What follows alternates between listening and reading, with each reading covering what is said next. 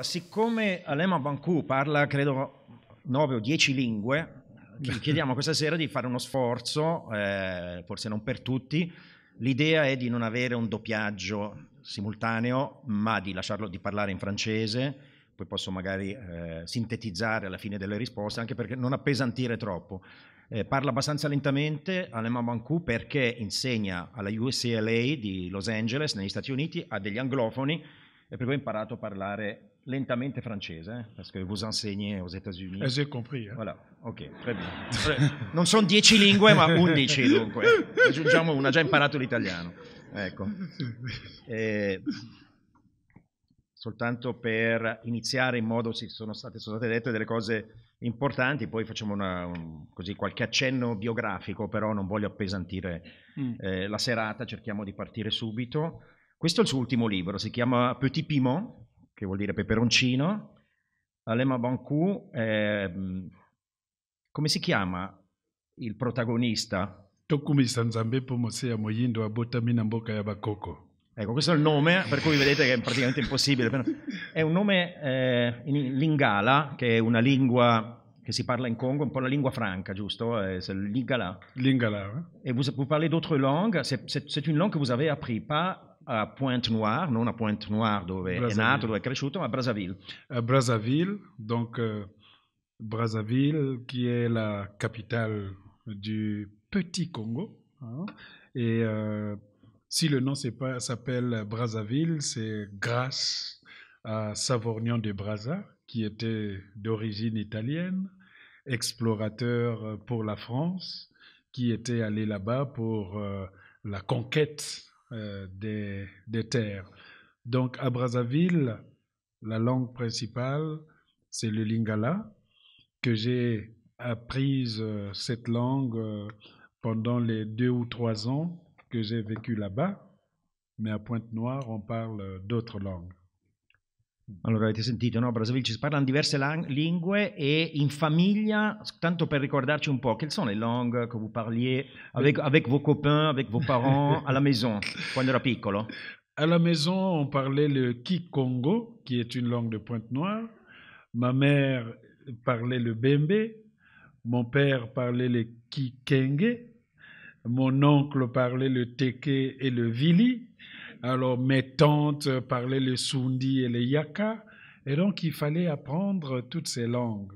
C'était très important. Par exemple, si vous êtes dans la rue, vous croisez une femme qui ne parle pas votre langue, vous ne parlez pas sa langue, c'est difficile de lui faire de la cour.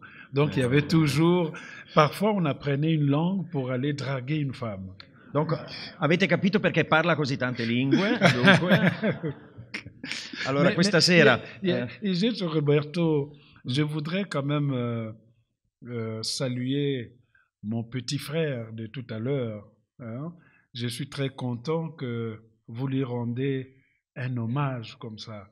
Ça montre l'ouverture de ce pays, ça montre l'ouverture de ces hommes politiques qui sont ici. C'est une image qui m'a fait chaud au cœur quand on voit comment certains pays européens se comportent vis-à-vis de ceux qui viennent de l'étranger. Ce petit-là, qui est africain, qui est venu dans votre pays, qui parlait arabe, qui a appris la langue italienne, c'est ça aussi le sens de la grandeur et de la beauté de l'amitié. C'est pour ça que je voulais vous féliciter 10 000 fois. Beh, grazie.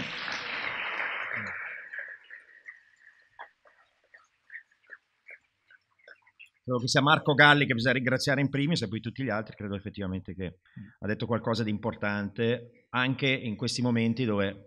Sapete che è anche francese, voterà domenica, potete immaginare per chi voterà, non si dice, il voto è segreto, non va pas le dire. Eh ben, faut pas dire, hein? Faut pas le dire. Et puis il faut faire attention, je comprends l'italien, donc voilà.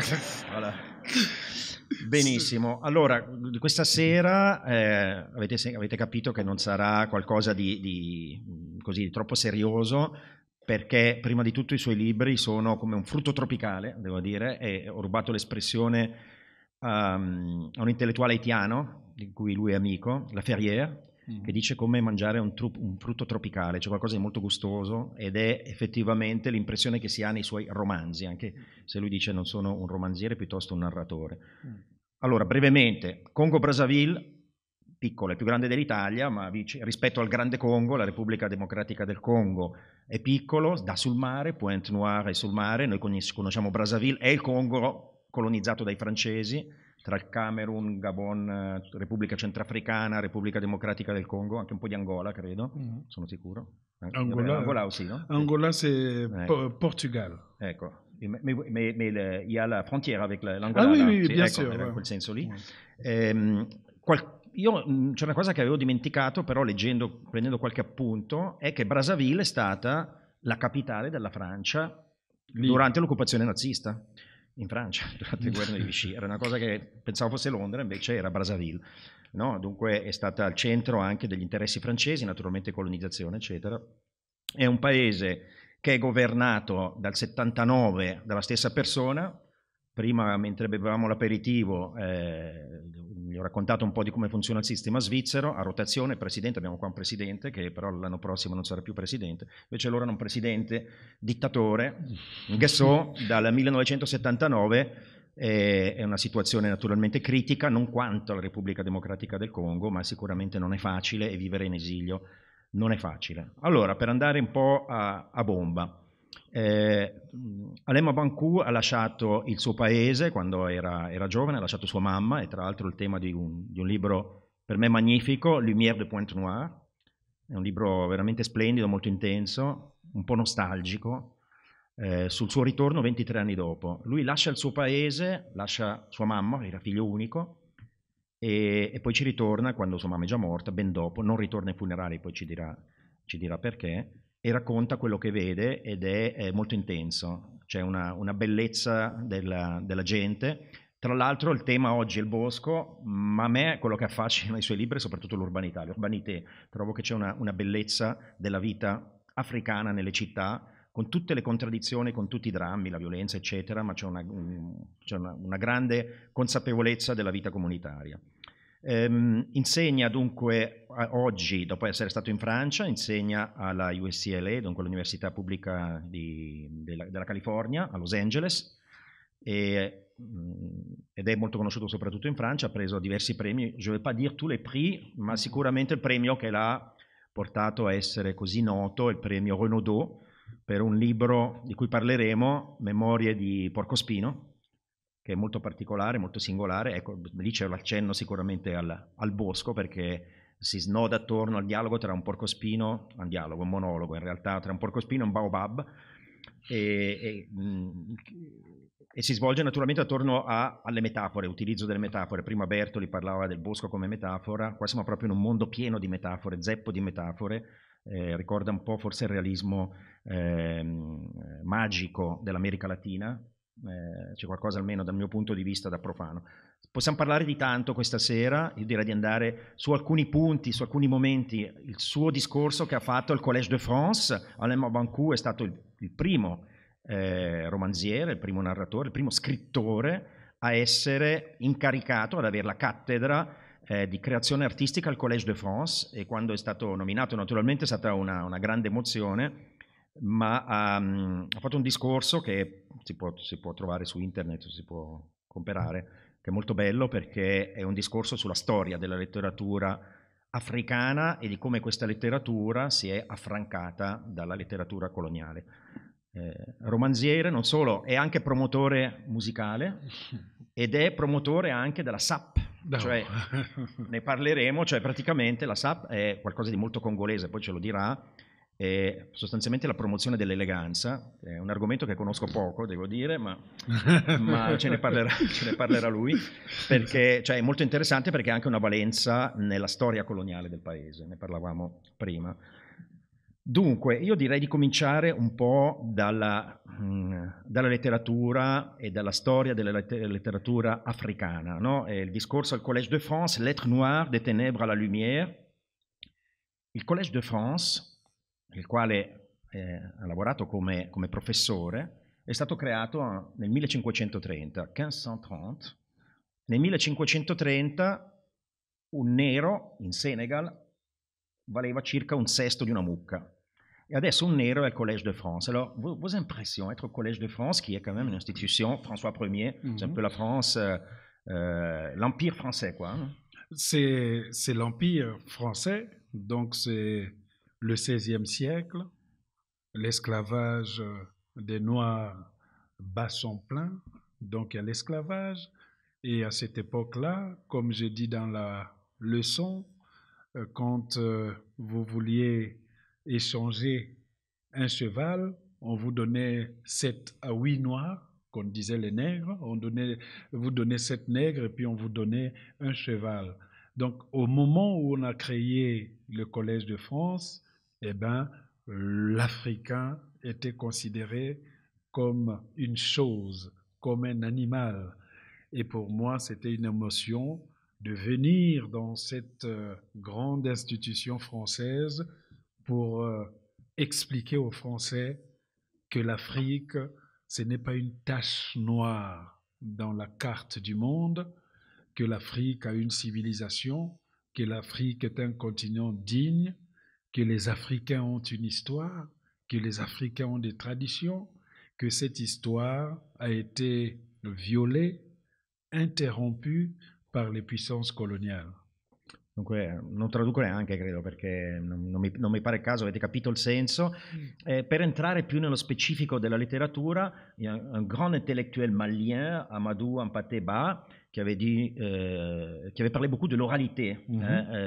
L'Africa come terra di oralità, non di scrittura. L'oralité, e il y a une phrase, je crois c'est lui qui l'avait dite, quando muore un vecchio è come se bruciasse una biblioteca. Allora può essere anche un po' retorica, perché poi in realtà l'Africa ha anche una scrittura, anche une histoire de la scriptura. Il y a une histoire de l'écriture, c'est pas uniquement l'oralité, je crois. C'est pas uniquement l'oralité, parce que quand Amadou Hampâté Bâ avait dit en Afrique, quand un vieillard meurt, c'est une bibliothèque qui brûle. Parce que toute la connaissance que nous autres, les Africains, avions, ça venait des vieux, ça venait des anciens. Donc, si on ne prend pas le temps d'aller écouter les vieux, ça veut dire qu'on oublie l'histoire de l'Afrique. Même les Européens qui sont venus en Afrique, ils ne comprenaient pas pourquoi les Africains, ils aimaient les vieux, ils caressaient la barbe des vieux. Mais c'est parce que nous étions conscients que la connaissance, ce n'est pas que l'écriture. La parole est fondamentale. Quand vous ouvrez la Bible, la première chose, on ne parle pas de l'écrit, on parle du verbe. La première phrase, au commencement, était le verbe. C'est ça. Les hommes sont venus après. Donc le verbe, nous allons tous mourir, mais le verbe va rester. Donc c'est vers cette connaissance-là que nous allons. Allora, l'importanza dell'oralità, al tempo stesso una letteratura che non ha fatto altro che crescere, e noi quando parliamo di Africa conosciamo poco, on connaît très peu de la littérature africaine.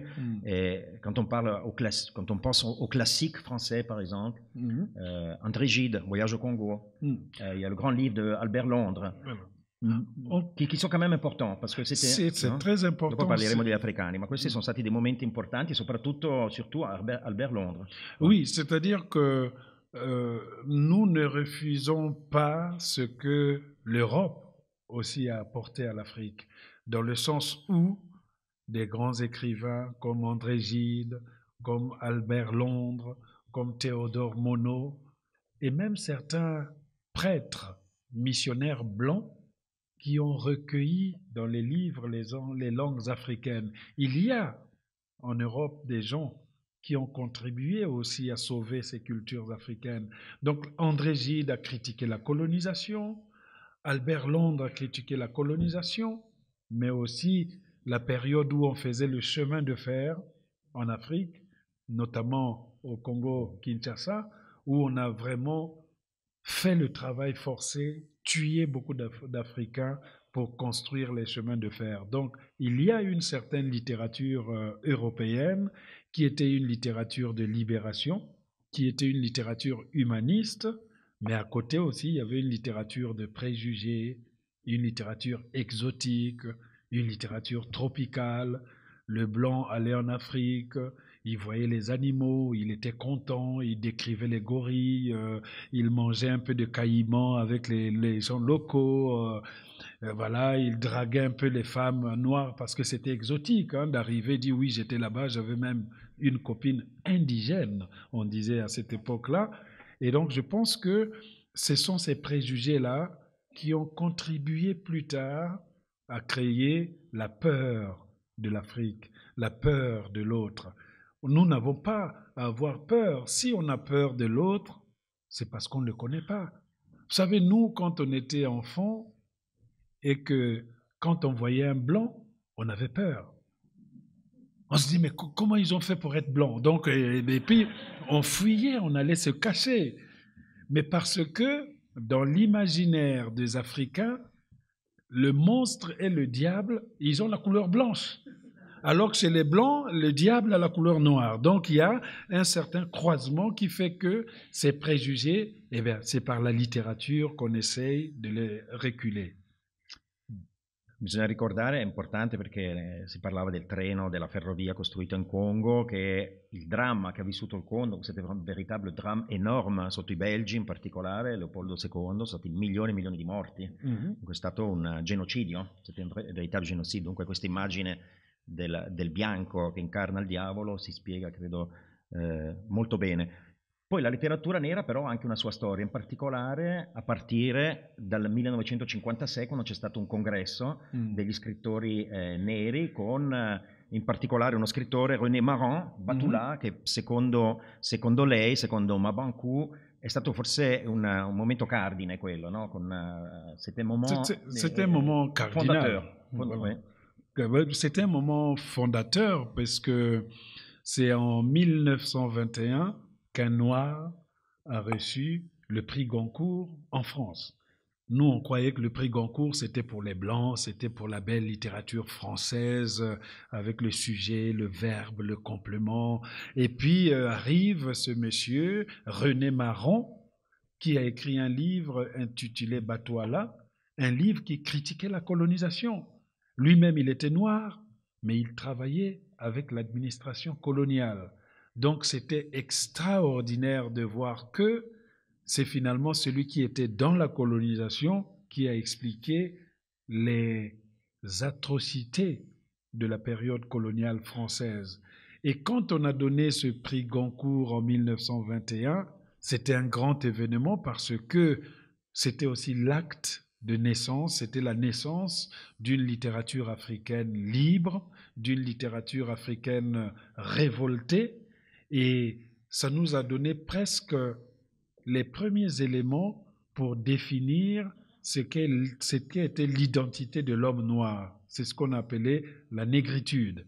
La négritude, c'est la manière de se sentir noir, d'accepter les civilisations noires, de les valoriser et de ne plus marcher à plat ventre et accepter la définition du monde par l'Occident. Donc, les années 20, c'est très important pour l'Afrique parce que les Africains commencent à écrire leurs livres et à partir des années 30, 40, 50, on est dans la guerre, les Noirs sont de plus en plus présents puisque les Noirs qu'on voyait comme des sauvages pendant la guerre, on va les chercher pour venir défendre la France. C'est pas les Blancs qui étaient devant dans la guerre. Hein. Les Blancs, ils commandent dans une tente, ben vous allez là, ils envoient les Africains, on les bombarde et puis et à la fin on dit on vous donnera des médailles. Donc c'est là que vous avez entendu parler des tirailleurs sénégalais, des gens qui ont construit la France. Parce que même quand ils sont arrivés pour se battre contre les Allemands, mais après la France était par terre, la France était écrasée, il fallait reconstruire la France. Ils ne sont pas allés loin. Ils sont allés chercher encore les Africains et ils les ont amenés en France pour reconstruire cette Europe qui était par terre. Et la littérature africaine est une littérature qui refuse le discours colonial, qui refuse le discours des préjugés. C'est une littérature dans laquelle les Africains parlent, les Africains s'expriment. Parce que si vous lisez les livres européens du 19e siècle, du début du XXe siècle, les romans européens, les Africains ne parlent jamais, ils sont des objets, ils portent le blanc en bandoulière, ils ont le casque colonial, ils sont très bien habillés. C'est pour ça que quand vous parliez de l'élégance, les Africains ont vu l'élégance du casque colonial, le côté blanc. Si vous voyez même Savorgnan de Brazza, il était comme un missionnaire. Mais on a compris aussi que la présentation esthétique était importante. Mais sauf que les critères de beauté ne sont pas les mêmes en Europe qu'en Afrique. Parce qu'un guerrier Maasai, avec ses tatouages, avec le saguet, avec sa musculature, a une conception de la beauté qui est autre. Ça a pris du temps avant que l'Europe ne comprenne que la beauté est une question subjective. Ce que vous trouvez beau en Europe, nous, on ne le trouve pas beau. Je prends l'exemple quand on est au Congo, quand ma mère me disait « Oui, je veux qu'un jour, quand tu vas grandir, quand tu vas choisir une femme, il faut qu'elle soit belle. » Ben, j'ai dit à ma mère « Mais belle, c'est comment ?» Ben, il dit « Il faut qu'elle soit bien grosse, je ne veux pas de femme maigre. » Ah ben donc, je vivais avec cet esprit en me disant, pour faire plaisir à ma mère, il me faut, voilà. Donc, quand on est arrivé en Europe, on va dans une boîte de nuit pour danser. Il y avait des femmes bien fortes. Les Blancs ne dansaient pas avec les femmes fortes. Ils allaient chercher les femmes maigres. Et puis moi, j'ai dit aux copains, mais ils sont aveugles ou quoi? Il y a des belles femmes, ils vont là-bas. Et nous, on ne dansait qu'avec les femmes fortes, évidemment, parce que nos critères de beauté mettent aussi... parce qu'une femme forte, ça veut dire c'est une femme qui est en bonne santé, qui est bien, alors que maigre, on dit c'est pas possible. Il y a un problème. Donc il y a donc ce problème de clash de civilisation. Ça a pris du temps, mais maintenant je sais qu'en tant que celui qui va dans le monde, je dois chercher dans chaque civilisation c'est quoi la beauté pour eux et pour trouver moi-même ma propre définition de la beauté. Relativismo, etnocentrismo, tutte le considerazioni diverse, anche i pregiudizi.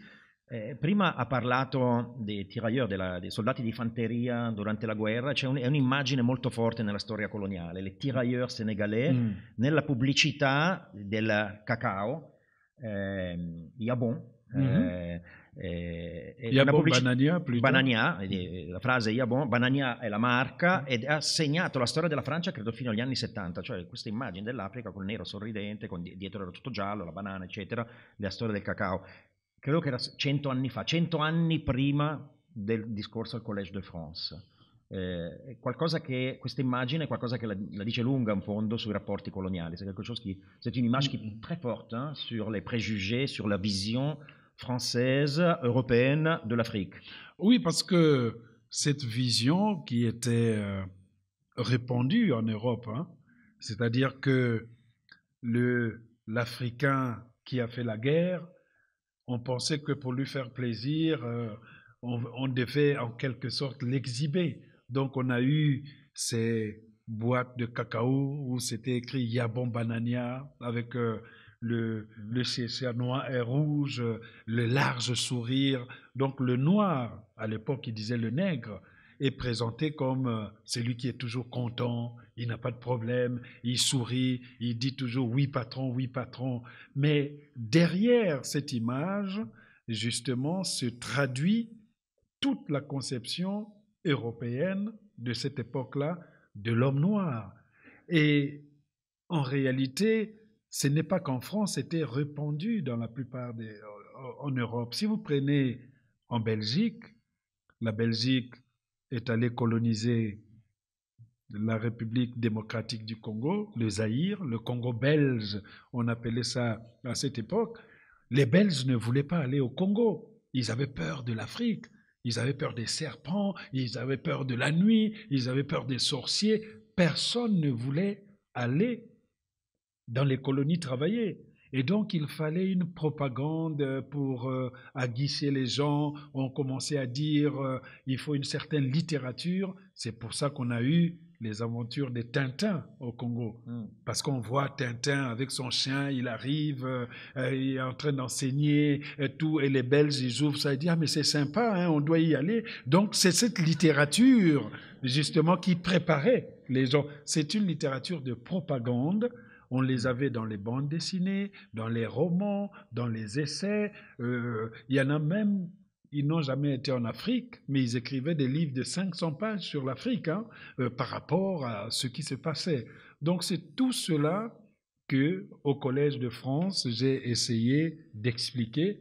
C'est vrai qu'il y a beaucoup de Français qui étaient étonnés, il y a d'autres qui connaissaient, mais on n'était pas habitué d'entendre un tel discours au Collège de France. Mais je le faisais toujours avec humour, parce que je ne suis pas un homme qui est en colère. Je ne suis pas un homme qui cherche la revanche. Je suis simplement un homme qui voudrait qu'on raconte l'histoire de manière objective. Il ne faut jamais avoir honte de son histoire. Quand je vois un Allemand, je ne traite pas tous les Allemands de nazistes ou quoi. Des nazis, un Allemand de 19, 20 ans, il n'était pas là. Ce n'est pas de sa faute. Mais par contre, il faut enseigner à cet Allemand, voilà ce qu'était le nazisme, voilà ce qui s'est passé. Mais il y a dans beaucoup de pays européens une situation où ils ne veulent jamais expliquer l'histoire telle qu'elle était. On dit toujours, ah ben la colonisation, elle était belle, les Noirs, ils savaient rien, on leur a apporté l'école, on leur a appris à écrire, mais les Noirs, nous avions l'écriture. Il y avait une écriture du côté du Cameroun, il y avait une écriture de l'Égypte ancienne. Les hiéroglyphes, ce n'est pas les Européens qui les ont inventés. Les Africains, ils avaient des empires. Ils avaient une université à Tombouctou. Les gens quittaient la Grèce antique pour venir apprendre en Égypte, dans l'université d'Alexandrie. Donc il y a cette sorte de connaissance qu'on n'a pas mise au service du public européen. Et c'est pour cela que nous écrivons des livres pour essayer aussi d'apporter notre histoire. Parce qu'une histoire qui est racontée par un chasseur et une histoire qui est racontée par un gibier, ça n'a pas la même version. Le chasseur va toujours dire « Oh là là, j'ai abattu un animal ». Mais l'autre, l'animal va dire ben, « Non, non, non, c'est moi qui l'ai griffé ». Donc il faut les deux versions de l'histoire pour que nous ayons moins de préjugés dans ce monde. Questa visione in fondo contrastata, no? Da una parte il cacciatore, il predatore, la preda. C'è una questione anche dunque di identità culturale, l'identité culturelle. Qualcuno aveva detto che lei è un po' come un oiseau, vous êtes un peu comme un oiseau migrateur, oui. Non? Parce que vous avez une identité congolaise, donc on a entendu, quand vous étiez petit, etc. Française, évidemment, vous êtes même français de nationalité. Je vote le dimanche. Vous votez, donc votez bien. Pour Emmanuel Macron. On s'en doutait.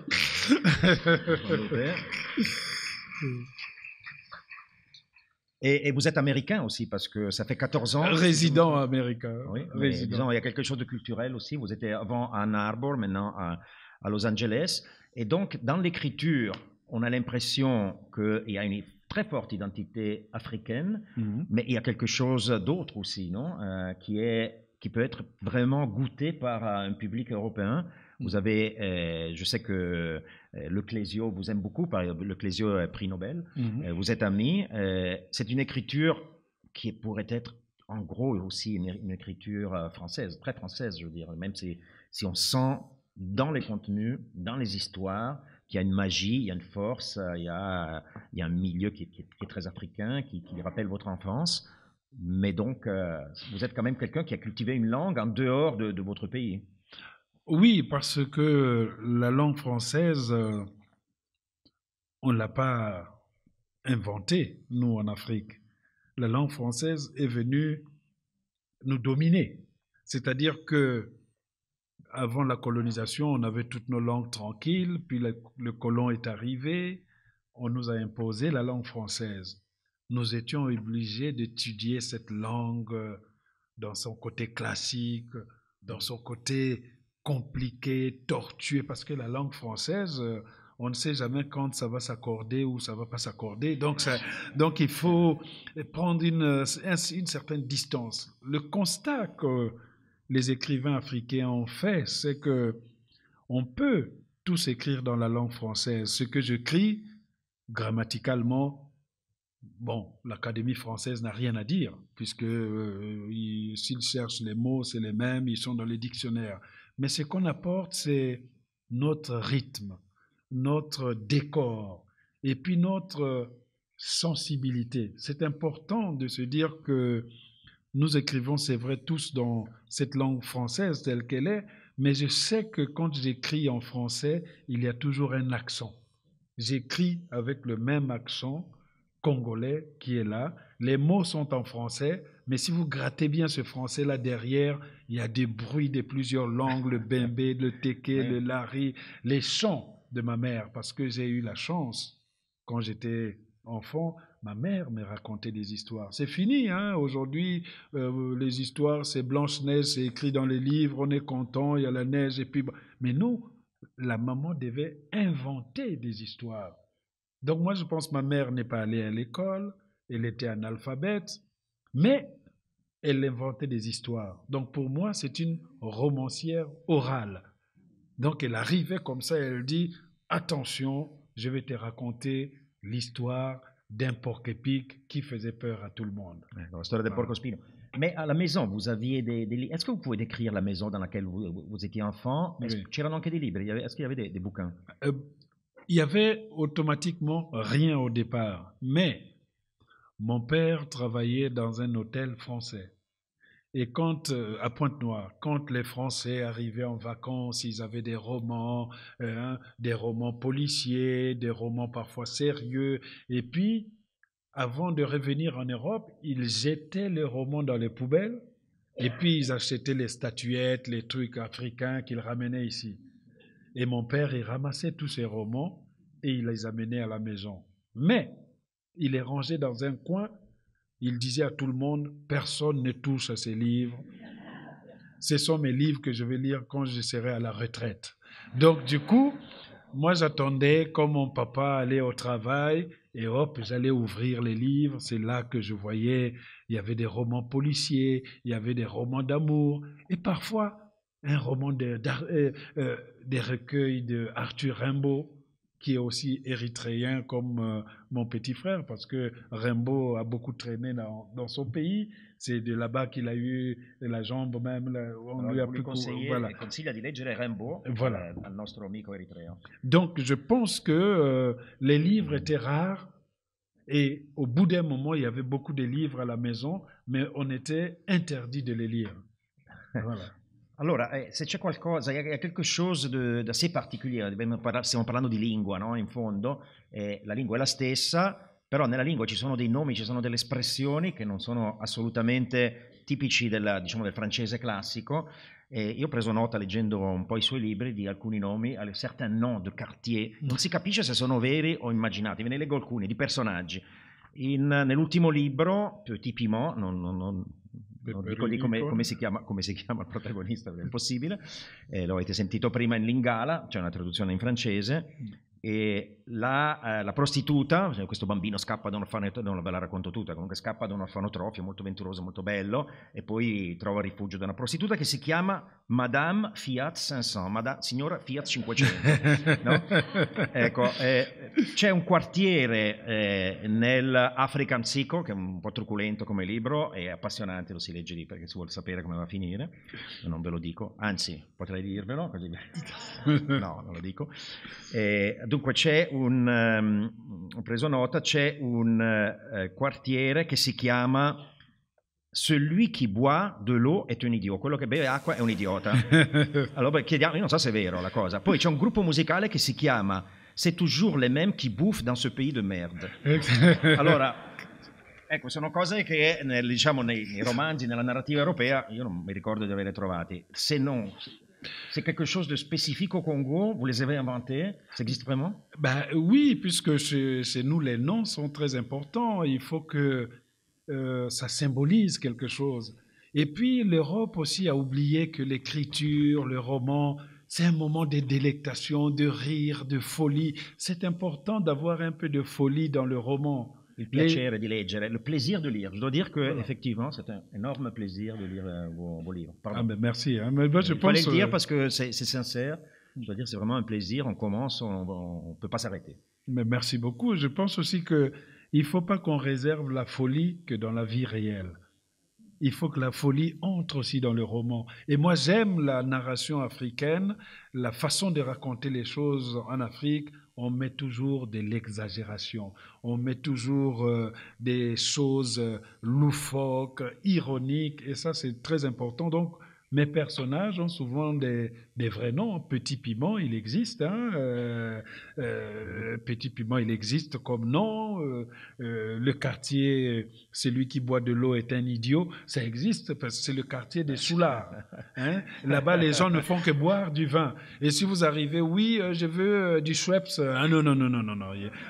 L'eau, se vend pas. Voilà. Assolutamente fantastico.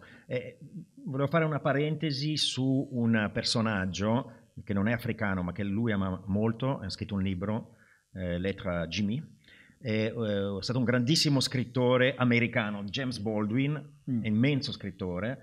Ha scritto diversi libri, uno forse più importante, Another Country, un altro paese, qualcosa del genere in italiano, et tra l'altro era venuto dagli Stati Uniti, il était venu des États-Unis en France et en Suisse parce que era omosessuale nero, nel momento dove essere neri e omosessuali negli Stati Uniti non era facile, anni 50, anni 40, anni 50, e Alain Mabanckou è abbastanza, cioè molto legato a questo scrittore, James Baldwin, e anche lì c'era un problema di identità, perché adesso si va piuttosto per cercare la libertà negli Stati Uniti, almeno così fino a qualche anno fa, perlomeno, fino a qualche mese fa, non so se sarà ancora così in futuro, e invece lì dall'America et la Francia era terra di libertà. La France c'était vraiment le pays de la liberté où un noir avait beaucoup moins de problèmes qu'aux États-Unis.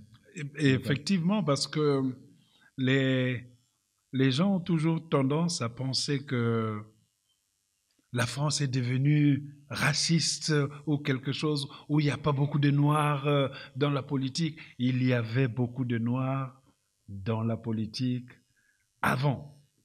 Vous savez, tout, Léopold Sédar Senghor, Félix Tikaya, Aimé Césaire, Léon Gontran Damas, Monerville, tout ça, c'est des Noirs qui étaient des parlementaires en France. Mais on n'enseigne pas cette histoire. On arrive, oui, il faut un peu de noirs, mais ils étaient là. C'est parce qu'on a supprimé par la suite. Donc, cette époque, la France était la terre de la liberté. Les Joséphine Baker sont venues se réfugier ici, en France, pour fuir le Ku Klux Klan, pour fuir la ségrégation raciale. Les Miles Davis, les Richard White, les Chester Himes, tous ces Noirs américains sont venus en France parce que la France, effectivement, était le symbole même de la liberté, était le symbole de l'hospitalité. Et parmi tous ces gens, il y avait cet écrivain, James Baldwin, qui m'avait fasciné parce que dès ces années 50, il est noir, qui n'est pas à l'aise dans son pays parce que c'est ségrégationniste. Non seulement il est noir, il est en plus homosexuel. Vous savez, être homosexuel dans les années 50 ou même dans les années 40, ce n'était pas une promenade de santé. Aujourd'hui, quand je vois les petites manifestations à gauche et à droite, mais avant, c'était dur. On vous lynchait. On vous dit, vous êtes noir et vous voulez être homosexuel, c'est trop. Donc, il y avait une certaine...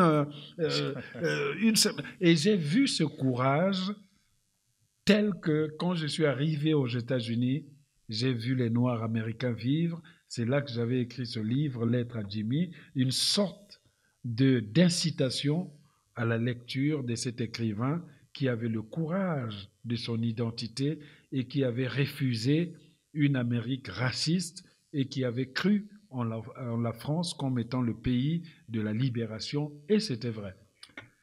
Queste sono cose, diciamo, credo utili da ricordare, credo che anche per questo che poi andrà a votare domenica, è sicuramente una delle ragioni perché credo che si dimentica la storia, poi questa storia è abbastanza recente, no? La storia degli scrittori anche americani e anche musicisti che venivano in Europa perché erano neri sostanzialmente, non venivano accettati negli Stati Uniti.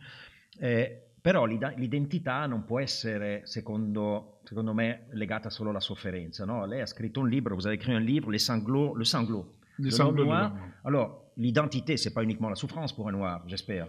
Non, parce que moi j'ai toujours refusé de définir mon identité par rapport aux souffrances que j'ai vécues dans l'histoire. On ne peut pas continuer à définir les Noirs parce qu'il y a eu l'esclavage, parce qu'il y a eu la colonisation.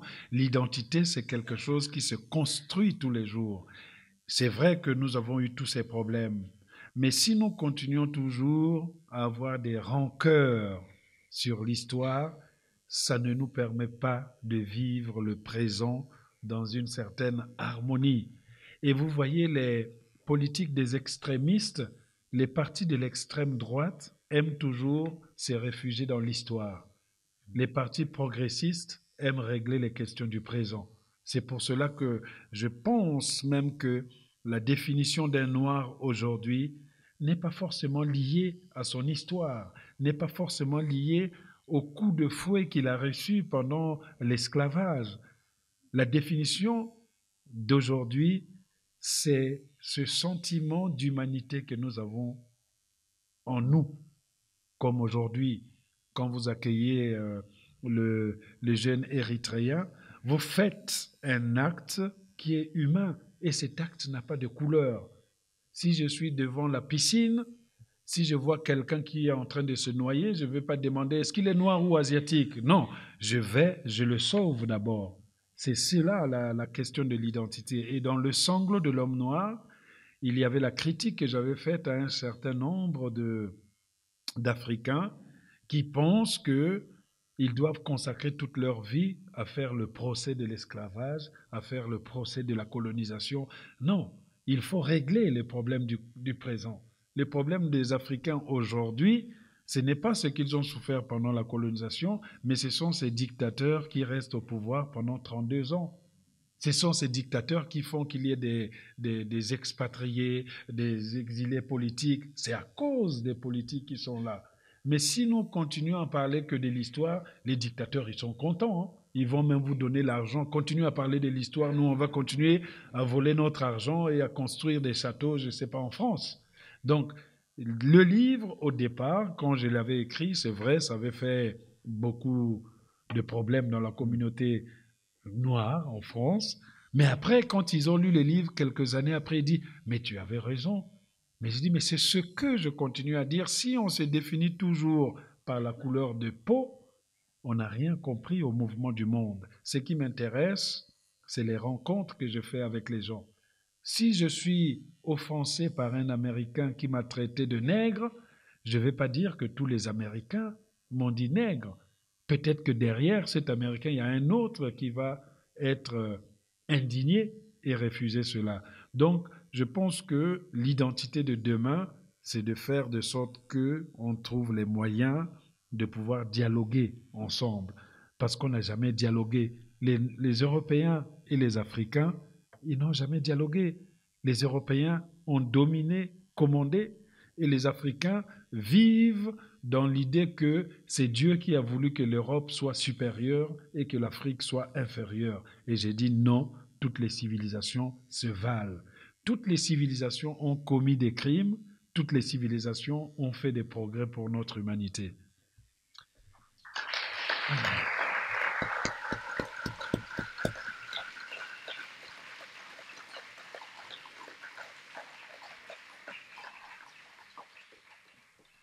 Io vi propongo, prima credo, sono gli organizzatori che devono dirmi se qualcuno vuole intervenire, ma di entrare un piccolo percorso all'interno di un paio di libri. Sono dei libri molto, molto gustosi, abbiamo detto Un frutto tropicale, eccetera. Comincerei con il libro che ha vinto il premio Renaudot, c'était en 2006, si je me souviens bien, enfin si je ne me trompe pas, 2006 c'est même écrit. Donc, e dunque è la storia è raccontata da un porcospino che dialoga, che parla con un baobab e gli racconta una storia abbastanza drammatica per certi versi, anzi drammatica, cioè nel senso che questo porcospino è la doppia personalità di un uomo ed è incaricato da questo uomo di uccidere sostanzialmente. E c'è qualcosa, come in tutti i libri suoi, di naïf, o faussement naïf, naturellement, ça nous permet de voyager dans une sorte de conte de fées. Sono delle narrazioni, sono dei romanzi, ma sono anche delle fiabe per certi versi. E io ho una doppia domanda, prima di tutto perché scegliere questo animale così strano come il porcospino e non so, la scimmia, la giraffa, il leone, qualcosa che ci ricorda di più l'Africa, e poi c'è questa visione del doppio nuisible, cioè della doppia personalità che è negli animali, no? Se è qualcosa chiaramente che è legato alla tradizione africana ed è particolarmente intrigante, anche perché questo animale è un po' filosofo. E allora, tout d'abord, pourquoi le porc-épic? E puis, cette idée du double nuisible, c'est quoi questo doppio animale, una cosa che noi non conosciamo assolutamente. Pourquoi le porc-épic? Parce que c'est un animal qu'on méprise à tort. On pense qu'il est paresseux, on pense qu'il traîne un peu, il a des piquants. Mais pour moi, c'était intéressant de prendre un animal qui avait l'air d'être méprisé et d'utiliser ses pics comme étant des armes. En fait, c'est un animal serial killer. Voilà, c'est un animal serial killer qui utilise, mais il ne le fait pas lui-même. Parce que dans la conception congolaise, quand nous naissons, nous venons avec notre double, on est lié avec un animal. Donc, ce porc-épic, c'est le double d'un être humain qui s'appelle Kibandi. Et questo, donc, ce double nuisible, c'est quelque chose qui appartient vraiment à la culture, mais dans quelle mesure c'est quelque chose qui est considéré comme réel, comme religieux? Par exemple, je prends un exemple, si un enfant est né aujourd'hui, le même jour, il y a un animal qui est né dans la brousse. Et un jour, à l'âge de 6, 5, 7 ans, cet enfant va croiser cet animal et ils vont se regarder. En fait, ils sont liés. Si l'animal meurt, l'enfant meurt. Si l'enfant meurt, l'animal meurt. Et ce monsieur qui est dans ce livre, il est né le même jour que ce porc-épic. Et le monsieur est mort. Ouais, mais il ne faut pas le dire. Ah non, mais après on verra. Mais après on verra. Mais non, mais ça c'est écrit derrière. Ah ouais. C'est écrit derrière. Non, parce que vous étiez en train de dire quelque chose qui n'est pas écrit. Ah bon? Oui. Donc je vous ai arrêté. Non. Il ne veut pas tuer le suspense. Bon. Voilà. Moi, je raconte. Non, mais justement. Ils vont aller sur Internet, ils vont m'entendre. Voilà.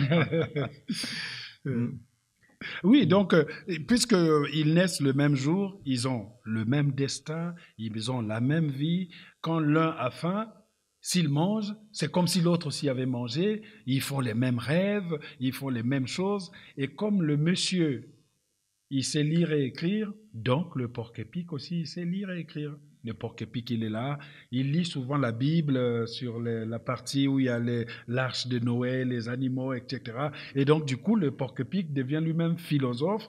Il conteste la conception du monde que l'homme a donné, parce que lui, le porc-épic, il a une vraie conception et il commence à donner la sienne dans cette longue conception-là. Je vous propose de la lire, mais est-ce que vous avez un double, vous?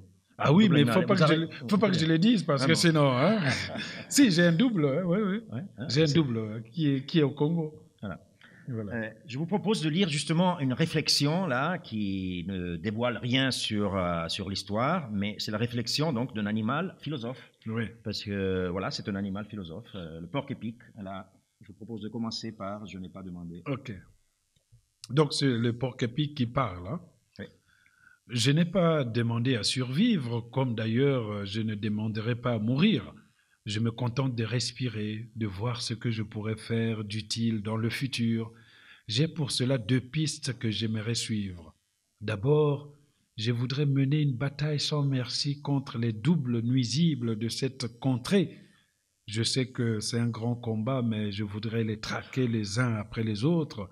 Une manière de me racheter, d'effacer ma part de responsabilité quant aux malheurs qui ont endeuillé ce village et beaucoup d'autres. La deuxième piste à laquelle je songe est simple, mon cher Baoba. Je voudrais retourner vivre dans notre ancien territoire parce que la fréquentation des hommes a créé en moi le sentiment de la nostalgie, un sentiment que je qualifierais de mal du territoire. Eux-mêmes parleraient de mal du pays. Je tiens désormais à mes souvenirs comme l'éléphant tient à ses défenses. Ce sont ces images lointaines, ces ombres disparues, ces bruits éloignés qui m'empêchent de commettre l'irréparable. Oui, l'irréparable. J'y pense aussi, me donner la mort. Mais c'est la pire des lâchetés. De même que les êtres humains estiment que leur existence vient d'un être suprême, j'ai fini par le croire à mon tour depuis le vendredi dernier. Et si j'existe encore, non d'un porc-épic, c'est parce qu'une volonté au-dessus de moi l'a décidé. Or, s'il en a été décidé ainsi, c'est que je dois forcément avoir une dernière mission à remplir ici-bas. Voilà.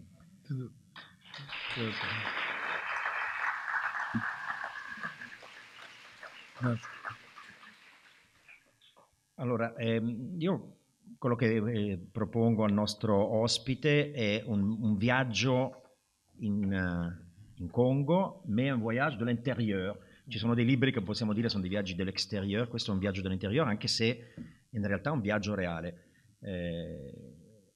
Alain Mabancou ritorna dopo 23 anni, lascia sua mamma nel 1995, 95, 95, ecco, va in Francia. Quando muore sua mamma, lui decide di non andare. Allora, la prima questione, e poi entriamo un po' è un libro, devo dire, splendido, è scritto in modo, diciamo, molto, molto intenso, un libro che colpisce molto, che mi ha colpito molto perlomeno. Pourquoi vous étiez donc à Paris, vous étiez en France, à un certain moment, votre mère meurt, c'est votre mère, vous étiez fils unique, vous ne pensez même pas rentrer pour les funérailles. Pourquoi? Vous l'expliquez, mais... Oui, parce que ma mère est morte dans les années 90. Il y avait des guerres civiles qui se passaient au Congo, la guerre de Sassou Nguesso et de Pascal Lissouba, les deux politiciens qui se battaient l'un et l'autre pour le pouvoir. Et ce n'était pas évident pour moi d'y aller, premièrement. Deuxièmement, j'étais un étudiant à Paris, j'avais pas d'argent, je faisais les petits métiers, c'est-à-dire que j'ai balayé dans les McDonald's, j'ai vendu les chaussures dans une compagnie qui s'appelle Eram. Donc, le billet coûtait à l'époque, je ne sais pas trop, entre 3 000 et 5 000 francs français. Alors, si vous travaillez, vous gagnez 1 500 francs français, il faut payer le loyer. Ce n'était pas facile pour moi, effectivement, d'y aller. Troisièmement, avant sa mort, ma mère avait préféré que je ne vienne pas parce que dans sa conception, il se disait aussi qu'il y a beaucoup de mauvais esprits qui viendront, qui risqueront peut-être d'emporter aussi le seul enfant qu'il avait sur Terre. Donc il y a toute cette conception qui se trouvait à l'intérieur de ma mère et je le sentais au fond de moi. Ce que j'avais fait, c'est que j'avais emprunté un peu de l'argent à gauche et à droite. Au lieu de voyager, eh ben, j'avais envoyé cet argent en francs au Congo pour aider la famille à faire les funérailles. Et comme je n'étais pas allé, eh ben, j'ai fait 23 ans sans retourner. Et quand je suis retourné, c'est là que j'ai écrit ce livre Lumière de Pointe-Noire. C'è sempre una dimensione magica molto, molto forte nei suoi libri, come molti altri diciamo, romanzi africani. C'è a un certo momento c'è una donna che prevede, che dice a sua madre: tu non avrai figli, e se ne avrai uno, sarà uno solo e non lo rivedrai mai più. Partirà, ti lascerà e non ritornerà. C'est quelque chose de vrai. Cette femme qui a prévu que vous ne seriez pas rentré la retrouver. Oui, je pense aussi il y a de la magie dans tout ce qui se fait. Moi, j'ai le souvenir dans le livre de la tante Hélène. Elle était très vieille, en train de mourir, et elle a entendu que je revenais. Et puis j'arrive dans la petite maison sombre, avant de mourir, elle avait préparé ses valises parce qu'elle pensait que quand on mourait, il fallait amener les sacs, tout. Donc, elle avait préparé avant de mourir la brosse à dents, tout. Elle a rangé tous les habits qu'elle portera au paradis. Elle avait tout mis à côté. Et j'arrive, je rentre dans cette pièce. Elle était couchée comme un enfant, hein, parce qu'elle devait avoir peut-être même déjà 90 ans. Elle est devenue toute petite dans le lit. Et puis, elle, elle voit arriver quelqu'un, elle dit, est-ce que c'est quelqu'un qui est là? Je dis, oui, on lui dit, non, c'est Alain, c'est ton neveu, tout cela. Il dit, ah, ok. Et puis il dit, mais qui est derrière? Et puis quelqu'un dit, ben, c'est sa compagne à l'époque. Ah bon? Et il dit, mais la personne qui est derrière, est-ce que c'est une femme blanche ou une femme noire? Et puis on dit, oui, c'est une femme blanche. Et là, elle dit, ah, merci, parce que j'attendais ça avant de mourir. Parce qu'elle pensait qu'on lui avait dit qu'elle mourra le jour où elle verra pour la première fois une femme blanche. Et effectivement, elle a fait ça. Je suis rentré, pendant que j'écrivais le livre, elle est morte, après avoir vu la femme blanche. Parce qu'elle pensait que c'est la femme blanche qui viendrait la libérer. Et c'est toute cette conception, parce qu'elle était née à la fin du 19e siècle, vers les 1892 ou 98, où les blancs, pour le voir, c'était difficile. Donc là, elle a revu les blancs peut-être même 70 ans plus tard, et là, elle est morte. È un libro pieno di umanità, di nostalgia, non è un libro che manipola la realtà, la racconta così com'è e questo forse è la sua grande bellezza. Allora lui naturalmente come uomo di successo ritorna in Africa e come credo succede spesso in molti casi c'è molta gente che si presenta come figlio, nipote, cugino, zio, eccetera, chiedendo qualcosa, perché è gente molto povera naturalmente, no? A Pointe-Noire. E volevo proporgli di leggere questo momento dove lui arriva e la gente che gli chiede, i bambini che gli chiedono, Les Enfants du Paradis, tra l'altro sono dei titoli spesso di film, ho notato, e dopo capiremo anche perché. Les Enfants du Paradis, donc, voilà, Gérard. D'accord. Dunque questa descrizione di il mondo che lo aspetta, questo mondo che lui aveva lasciato 23 anni prima, come lo accoglie? J'ai maintenant beaucoup de nièces et de neveux. Un petit groupe m'entoure dans la parcelle de tonton Albert avec de gros yeux qui me dévorent, de petites mains qui me tirent par la chemise. Dès que je bouge d'un pas, cette tribu bourdonnante me suit. Et si je m'arrête, elle s'arrête aussi, sans doute de peur que je ne disparaisse. Pour ces petits, je suis une apparition, une ombre qui s'évanouira lorsque le soleil se couchera. Dans leur esprit, je ne suis qu'un personnage habilement construit par leurs parents au point que les pauvres enfants s'imaginent que je pourrais donner des jambes aux paralytiques et un d'entre eux, le plus grand de taille, me renifle tel un chien essayant de reconnaître son maître trop longtemps absent. Chacun veut parler le premier. Un tel veut des sandales et se lance dans des explications amphigoriques. Parce que tonton, tu comprends, quand tu n'as pas de sandales neuves, tu ne peux pas arriver à l'heure en classe, tu dois les réparer dans la rue pendant 2 heures, et quand tu expliques ça au maître, lui, il ne veut pas comprendre, il dit que tu n'es qu'un petit menteur, alors que c'est même pas vrai, et que moi, je peux pas mentir. Est-ce que toi, tu me crois, tonton? Ben oui, je te crois, Antoine. Il est heureux, il sursaute pendant que j'entends derrière moi une petite voix de fillette timide.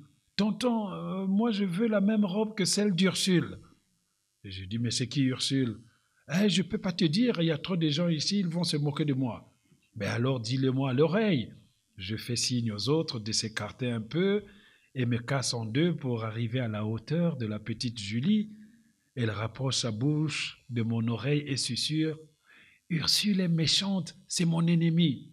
Ton ennemi? Oui, elle a pris mon copain parce que son père lui a acheté une robe rouge avec des fleurs jaunes, donc moi je veux cette robe pour que mon copain m'aime aussi. Comme elle me parle dans l'oreille, je lui réponds aussi dans l'oreille, un jeu qui rend jaloux les autres. Je le sens par les mimes renfrognés de la plupart d'entre eux. Ils estiment que Julie a un traitement privilégié et chacun veut me parler de cette façon à l'oreille, mais je me redresse. Ils égrènent à la criée des listes. Plus j'acquiesce, plus les listes se multiplient. Certaines demandes sont plutôt mesurées comme celle de Célestin. Moi, je veux des bonbons Kojak. Un autre est tourné vers la modernité. Je veux un jeu vidéo que j'ai vu hier à la télé. Un des plus prétentieux repousse le groupe. Tonton, moi je suis le plus intelligent de tous. Hein. Moi, il me faut m'acheter un ordinateur portable. Un autre le contredit. Oh, tonton, il ment, ne l'écoute pas, il a redoublé le CE1 et le CM2. C'est moi le plus intelligent et moi je vais aller en France et en Amérique avec toi. J'ignore leur nombre exact et surtout quand ils sont nés. Ils ne sont pas tous présents. Certains ne sont séparés en âge que d'une année, voire de quelques mois. Tous les jours, il y en a qui se rajoutent à la longue liste qu'on m'a établie dès mon arrivée dans la ville. La mère d'un neveu que je ne reconnais pas pousse son fils vers moi. Voilà, il s'appelle Jaden, il faut lui laisser sa part aussi. Le neveu se cache derrière sa mère, j'aperçois ses yeux qui brillent. Allez, Jaden, dis à tonton ce que tu veux qu'il t'achète. Intimidé, Jaden suce son pouce et miaule une voiture. Bon, ben d'accord, je te trouverai un jouet demain au centre-ville. Je lui réponds. Là, il écarquille les yeux et ôte son pouce de la bouche. Non, je veux une voiture comme pour les grands, avec un klaxon, sinon je ferai un accident et quelqu'un va mourir. La macchina col clacson.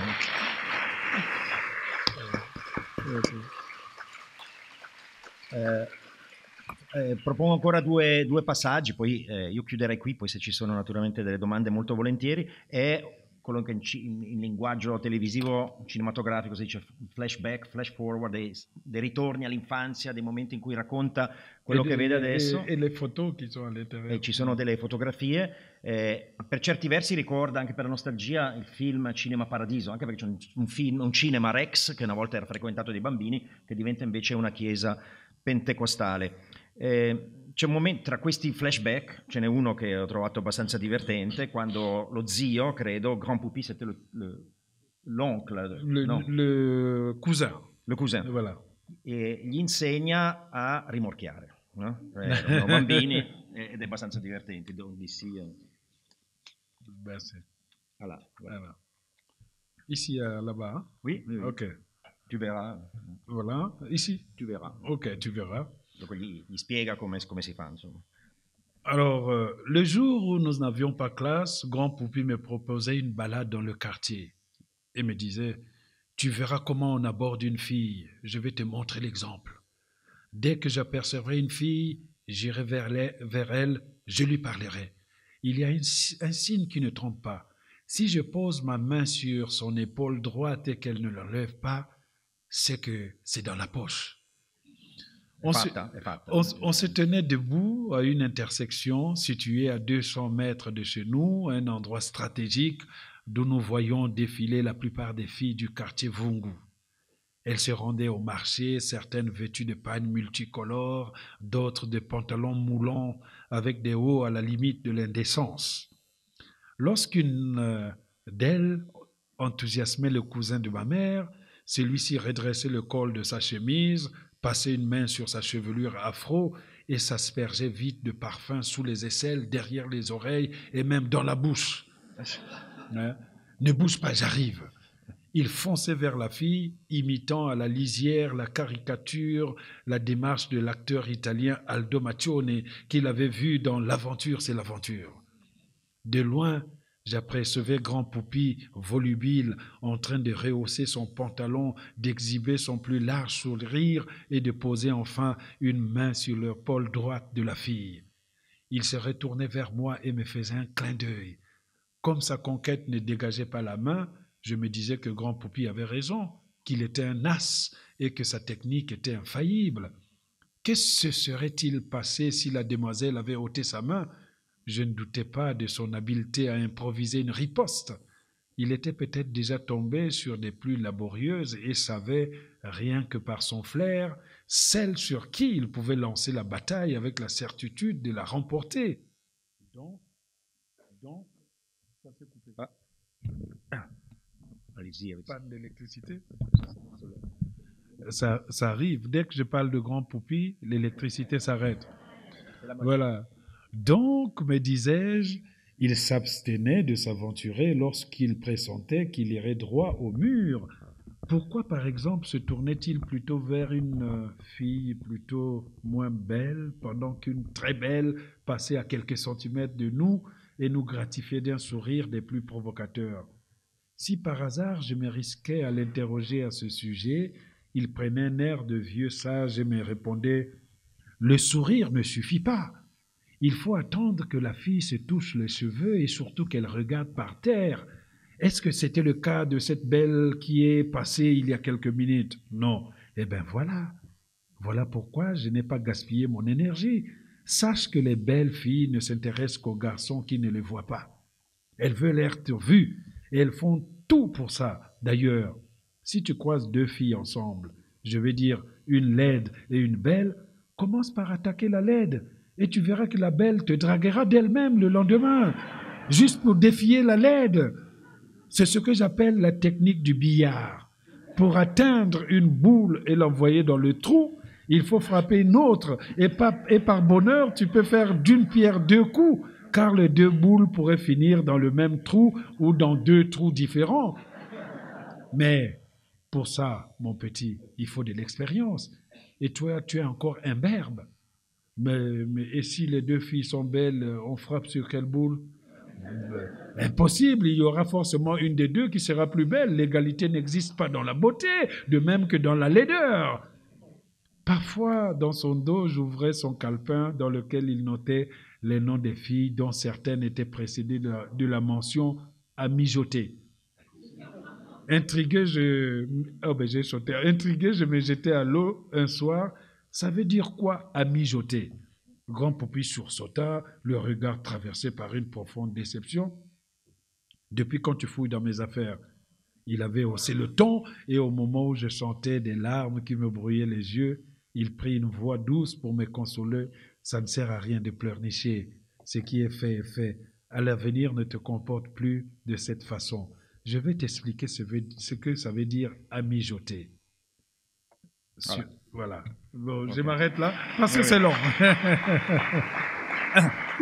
J'avais pas vu la fin.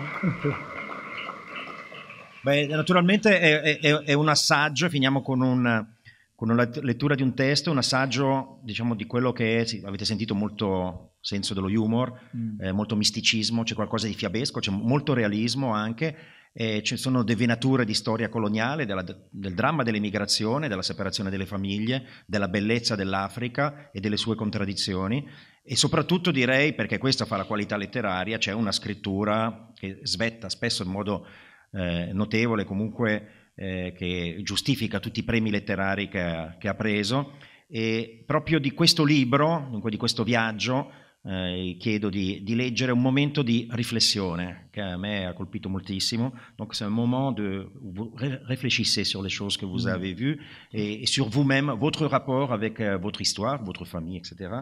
Je trouve la page, attendez, 162. Voilà. Et non è molto lungo, ma è vous aurez dû lire ça en italien aussi, hein? Ben oui, effectivement. Non, mais comme ça, non, mais c'est eux qui vont lire en italien. Non, je rigole. Alors, donc, là. Voilà, d'ici. Ok.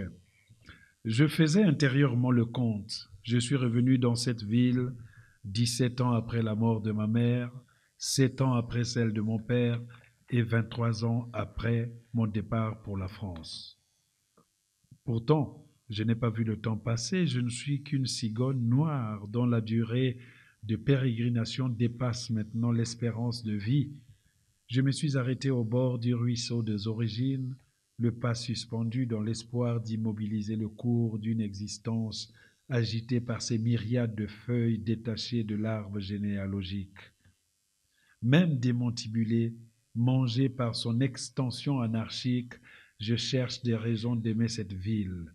Vieille amante fidèle à l'instar du chien d'Ulysse, elle me tend ses bras, avachis, me montre jour après jour la profondeur de ses lésions, comme si je pouvais les cautériser d'un coup de baguette magique.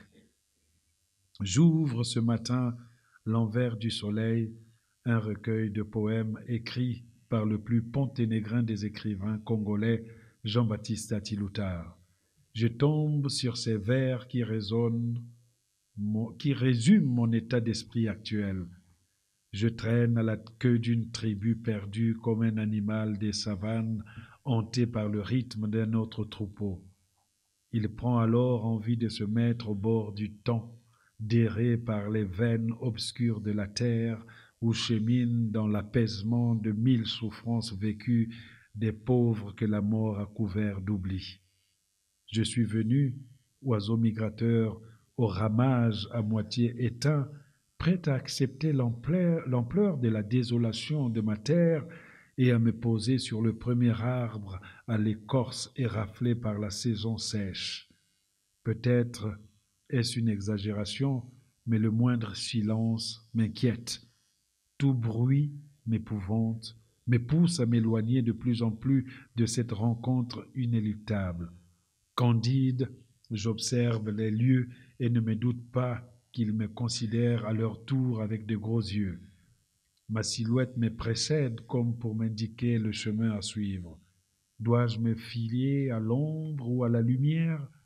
Je compte beaucoup de personnages ensevelis dans les ténèbres tandis que le soleil, tirant profit de mon absence, a consumé les fondements d'une enfance désormais égarée dans les lacis des souvenirs.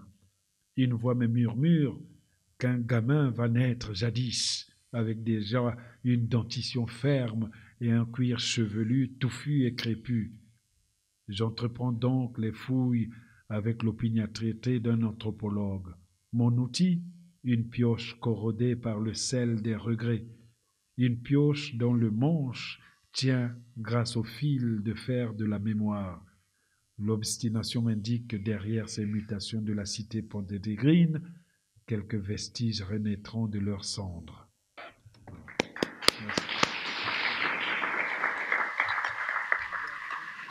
Bene,